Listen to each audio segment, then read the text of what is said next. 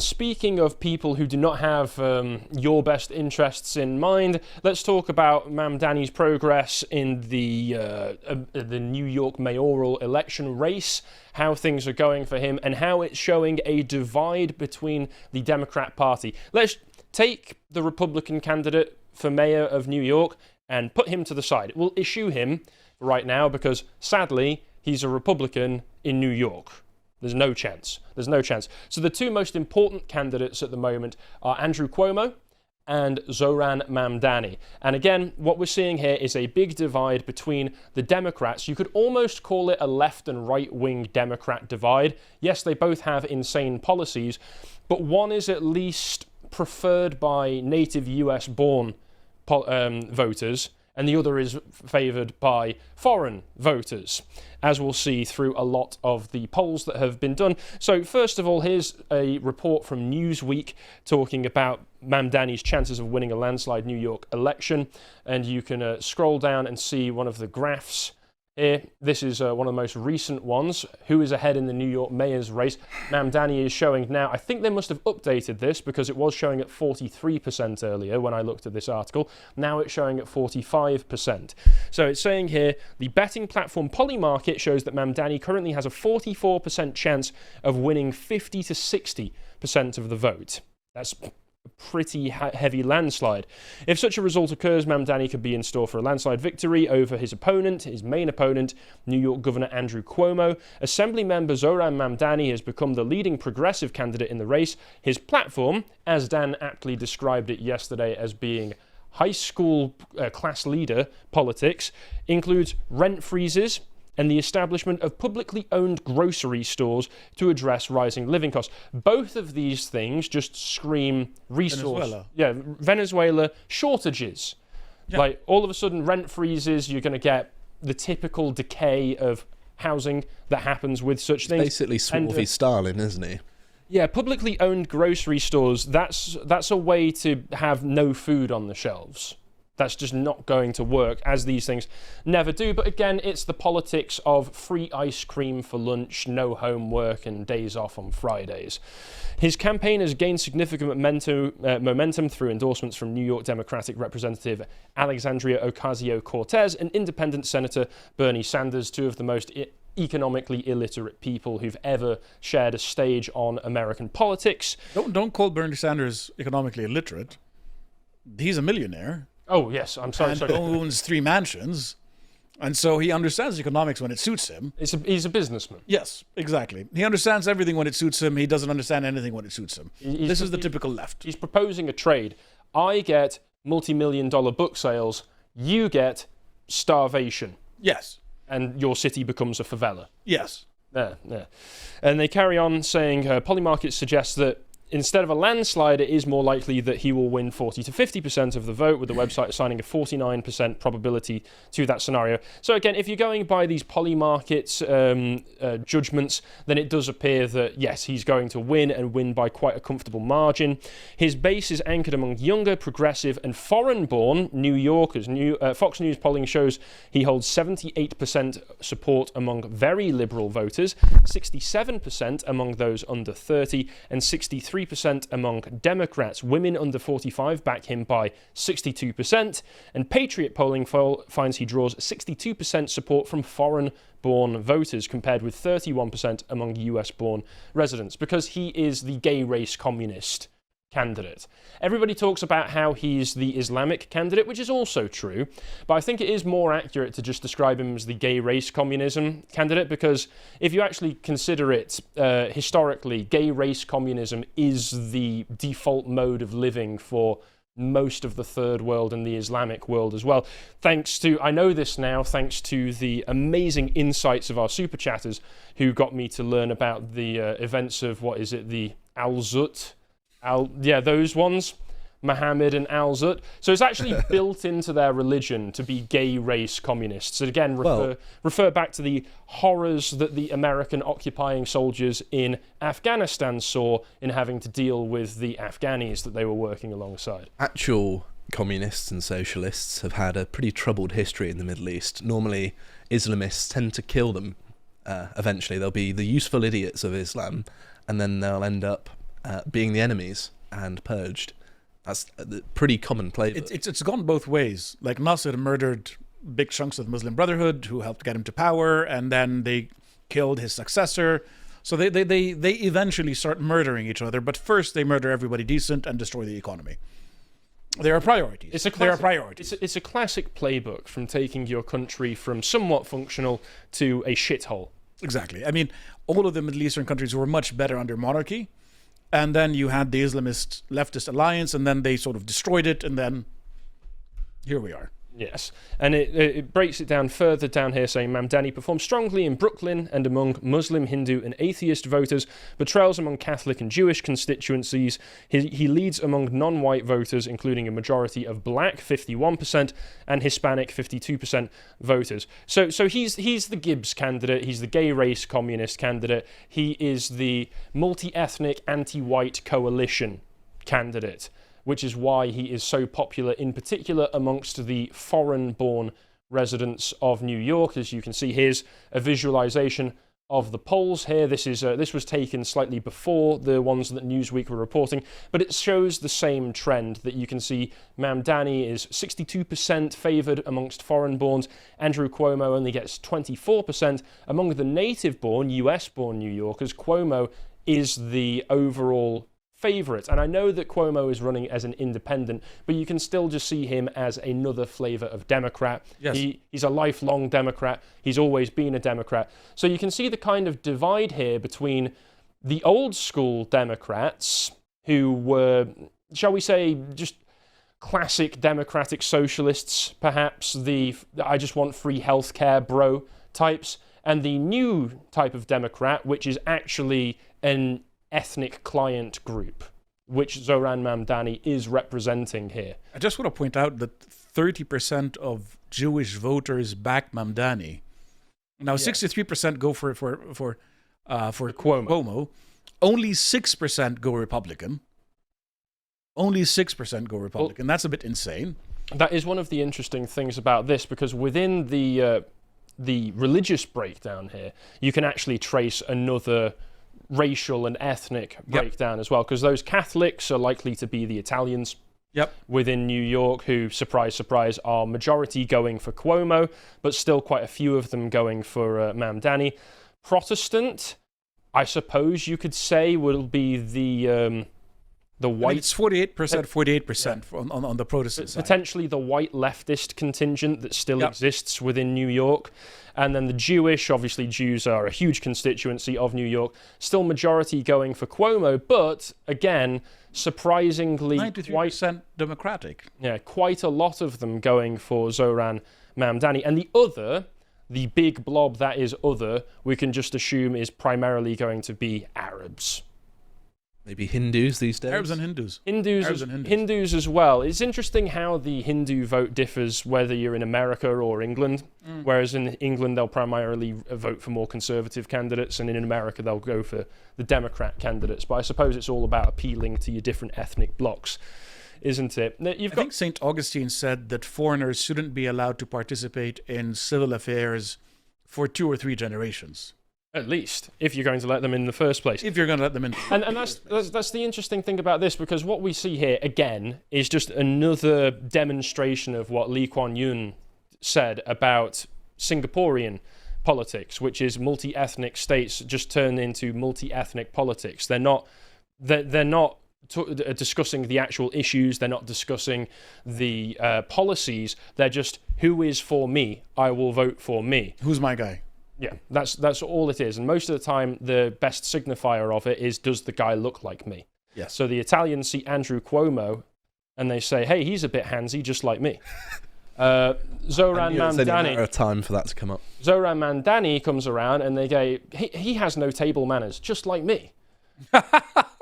And they vote accordingly. You get another one here where it reaffirms regarding the Jewish vote in particular, saying that they are still majority going for Cuomo, but a significant portion of them are still going to be going for Mamdani. And that is interesting. And you can see the division that's going down racial, religious, and ethnic lines through this. What is it? the Babylon Bee making jokes that it's only Al-Qaeda adjacent types that are going to be voting for Mamdani. But then you get if you wonder what kind of New York Jew is voting for Mamdani, I discovered this video, and I watched it, and now you have to as well. There is, like said in the little caption here, a little surprise. So let's play this. Hi, Rabbi. Hi, Rabbi. Hi, Rabbi. Hi, Rabbi. Hi, Rabbi. Hi. We're among the thousands of Jewish New Yorkers who've been out door knocking and phone banking to elect Zohran Mamdani. We're also rabbis. We know Zohran will fight to make our city affordable and safe for our families. And for our neighbors of all faiths and backgrounds. As New Yorkers, we're also just people who live here, who don't want to get priced out of this incredible city that we call home. We know fellow Jews want to be able to afford housing, transportation, and childcare for their. So you get the picture there. It's the classic coalition of we just want nice things, bro, with mentally insane, ill person. Right there. So that's one little idea. There was this amazing Haaretz article here that says, I oppose Mamdani's stance on Israel. This is why I'm voting for him anyway. Okay, interesting. One of the most interesting things about Mamdani is that despite his general lack of appeal for most New York Jews, that a lot of the team backing him, oh bloody hell, forward, come on. You don't have to advertise so hard to me. Are actually Jewish themselves, like his communications director. All of the most important members of his campaign teams are Jewish. You've got Andrew Epstein, who's the communications director. You've got the political director of Julian Gerson, and a number of other figures, the media strategist. So you can see that... These are the three most important positions you can have. Yes, within the campaign. These are literally the policy guy and the two media guys. That's it. That's the campaign. So one of the interesting things that you could argue through this is that Mamdani in himself is the, ironically enough, kind of like insane radical liberal Jewish candidate, given that they are the ones primarily directing his campaign, which is a weird divide that you can see down here, because as well then you can also see there's the opposite of this, people saying like, you need to take your own side, for God's sake, don't vote for Mamdani. That's from Eli Lake. You've got people like this woman, Lizzie Savetsky, saying that you need to vote Cuomo, so say no to the global intifada, which is a very notorious clip that went out of Mamdani that people discovered. Was that pre-7th of October, that clip of him standing on the street corner saying that there needs to be a global intifada? I'm not sure. I mean, well, I do know at the very least that, you know, like, it was such a tragedy what happened to his family on 9/11. Yes. His aunt, who wasn't even in the country at the time. Yes. Fantastic. Terrible. So that's one of the ethnic blocks of people who may or may not be voting for Mamdani versus Cuomo. So that's the New York Jewish vote. What about the New York white leftist vote, right? Who do they have as a figurehead telling them who to vote for? Well, you have what I can only describe as the new Mamdanian man. This fat, disgusting freak, an abomination and affront to all that is holy and beautiful in the world. This man, whose name I believe is, Stavros Halkias, former co-host of the podcast Come Town, which I have seen some clips of and was pretty funny, but as far as I can tell from what people are saying, this guy was the laugh track to two guys who were a lot funnier than him. So this is the guy who's saving young men, because what accidentally happened was that the guy who was going to save young men from becoming MAGA was Hassan Piker, and it turns out that he is not very kind to his dog, allegedly. Therefore, they needed to break glass in case of emergency white boy, and they found this guy waiting for them on the other side. Greek, then? Oh my goodness, age-restricted adult content. Should I click, boys? Should I click? Sorry. Oh my God, no, I'm not allowed to show you. He did a shoot by Chris Maggio for a special October issue of GQ on American masculinity. So he's actually getting a similar... What? He's getting a similar... This guy can teach you all about masculinity. He's going to save you from becoming a toxically masculine MAGA Republican. And you know that he's got mass appeal because on podcasts he calls things gay, which means that he's just one of the bros. Just one of the bros like you and me. Just like one of the morbidly obese, greasy, disgusting bros like you and me.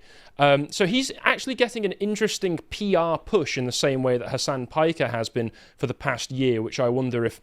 I don't think Hassan's going to be getting quite as much of a push after his dog-related antics recently. And guess what? Guess who this guy, the new Mamdanian man, is voting for?